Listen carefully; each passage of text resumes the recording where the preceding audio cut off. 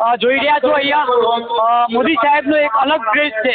આપ જોઈ રહ્યા છો ડીસા ખાતેની સભામાં હવે સ્કેચ બનાવવામાં આવ્યા છે। એક દીકરીએ સ્કેચ બનાવ્યું છે, આ ભાઈએ સ્કેચ બનાવ્યું છે નરેન્દ્ર મોદી સાહેબનું। જોઈ રહ્યા છો, તમને દ્રશ્ય બતાવવાની કોશિશ કરીશ। અહીંયા આ એક દીકરી છે જે ડીસાની છે અને મોદી સાહેબ અમને એમના માતા એમને જ્યારે બનાસકાંઠા આવતા કે જ્યારે ગુજરાતમાં આવતા અને જ્યારે એમની માતાની મુલાકાત કરતા ત્યારે અવશ્ય આવા સીન આપણે ટીવીમાં પણ જોયા છે। એવા જ દ્રશ્યો અહીંયા બનાસકાંઠામાં જે રીતના સર્જાયા છે તમે જોઈ રહ્યા છો। બેટા શું નામ? મારું નામ ઉર્વી છે। ક્યાંથી આવો? મોદીને તેના પોતાની મા પ્રત્યે પ્રેમ વધુ હતો, એના કારણે મને વિચાર આવ્યો કે આજે મોદીજી ડીસામાં આવી રહ્યા છીએ તો એમને મારા હાથથી પોતાનું બનાવેલો ચિત્ર એમને ભેટમાં આપું। કેટલી મહેનત કરી બેટા? કદાચ 3.5 કલાક જેવું થયું છે। કયા ધોરણમાં છે? 11 સાયન્સમાં। અચ્છા, આજે મોદી સાહેબ ખુદ ડીસા આવી રહ્યા છે, કેટલી ખુશી છે?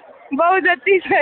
એ ખુશીને લઈને આ બનાવ્યું? હા, જોઈ રહ્યા છો મોદી સાહેબની અહીંયા આવવાની જે ખુશી છે એ લોકોમાં એક અલગ પ્રકારની ખુશી છે। મારી સાથે મોદી સાહેબનો સ્કેચ બનાવ્યો છે આ ભાઈ છે।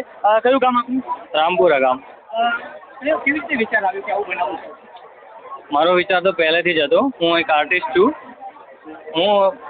મને મોકો નહોતો મળ્યો। આ વખતે વિચાર આવ્યો કે મોદી સાહેબ આવે છે, કદાચ મારો સ્કેચ એમને ભેટમાં આપું અને કદાચ સ્વીકારી લે, એના માટે મેં 2 દિવસની મહેનતથી મેં બનાવેલો છે અને આ વખતે હું મોદી સાહેબને ભેટ આપવા માગું છું। શું કરો છો વ્યવસાય?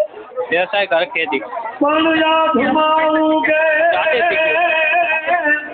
જોઈ રહ્યા છો આ એક અલગ પ્રકારની ખુશી છે કે એક દીકરી અને એક ભાઈએ જ્યારે આ બંને સ્કેચ બનાવ્યા છે। આ છે મોદી સરકારનો પ્રેમ, આ છે નરેન્દ્ર મોદીનો પ્રેમ જે લોકો બિરદાવી રહ્યા છે।